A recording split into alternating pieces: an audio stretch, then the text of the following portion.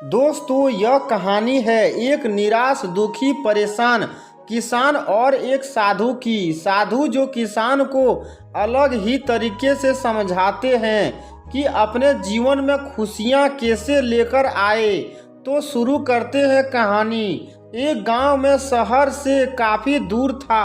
गांव में ज़्यादातर लोग खेती या पशुपालन पर ही निर्भर होते हैं। गांव का एक किसान जो अपने खेतों में हर बार कुछ ना कुछ अलग फसल लगाया करता था।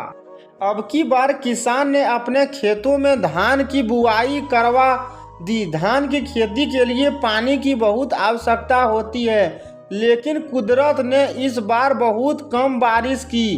किसान बड़ा दुखी रहने लगा। किसान सोचने लगा, मेरी तो किस्मत ही खराब है, मैं जो भी करता हूँ वही गलत होता है। कहने लगा, मेरी तो जिंदगी ही खराब है, क्या फ़ायदा ऐसी ज़िंदगी का। कई बार तो आत्महत्या करने की भी सोचने लगा।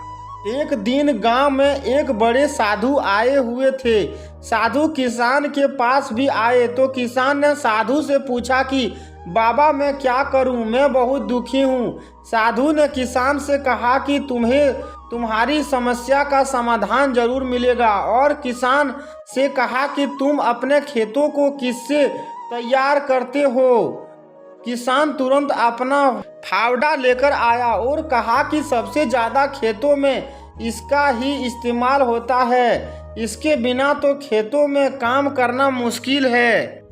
साधु ने फिर पूछा कि तुम इस फावड़े से कितने घंटे तक अपने खेतों में काम करते हो। किसान ने जवाब दिया कि आप घंटे तो छोड़िए, मैं तो पूरे दिन भी इससे खेतों में काम कर सकता हूँ। इतना सुनकर साधु ने किसान से कहा, ठीक है, ऐसा करो, इस फावड़े को अपने कंधे पर रखो और आज मेरे साथ चलो।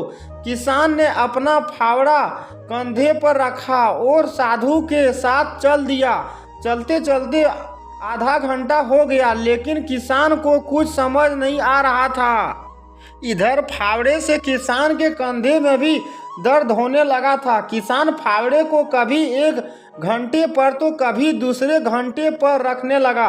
किसान फिर भी साधु के साथ चलता रहा। अब चलते चलते एक घंटा हो गया था और इधर किसान के कंधे जवाब दे रहे थे। किसान ने फिर हिम्मत की और साधु के साथ चलता रहा। किसान को फावड़े के वजन से तकलीफ हो रही थी। अब किसान और साधु को चलते चलते 2 घंटे होने ही वाले थे। अब तो किसान को फावड़े में इतना वजन लगने लगा कि किसान ने अपने कंधे पर रखा फावड़ा जमीन पर दे मारा और कहा कि मैं अब और आपके साथ नहीं चल सकता हूँ, मेरे दोनों कंधों में बहुत दर्द हो रहा है। साधु ने कहा कि यही तो होता है। किसान ने कहा, मैं कुछ समझा नहीं। साधु ने किसान को समझाया कि जिस फावड़े से तुम पूरे दिन खेतों में काम कर सकते हो, उसे तुम 2 घंटे भी अपने कंधों पर नहीं रख सके। जब तुम फावड़े से खेतों में काम करते हो तो तुम्हें इसके वजन का एहसास नहीं होता, और जैसे ही तुमने इससे काम करना बंद किया और अपने कंधे पर लाद लिया तो यह बोझ बन गया। ऐसा ही तुम्हारी परेशानियों का है। जब तुम अपनी परेशानियों का सामना करते रहोगे तो खुश रहोगे, और जैसे ही तुमने अपनी परेशानियों का सामना करना बंद कर दोगे और उसके बारे में सोचना शुरू किया तो ये फावड़े की तरह तुम्हारे ऊपर बोझ बन जाएगी और तुम निराश, दुखी होते रहोगे। मुश्किलों का सामना करते हुए जीना ही जिंदगी है। सभी के जीवन में कभी ना कभी परेशानियां आती रहती है।